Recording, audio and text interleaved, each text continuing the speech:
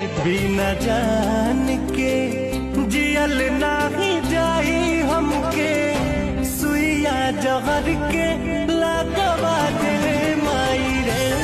बिना जान के जियल नाही जाई हमके सुइया जहर के लगवा दे माई रे।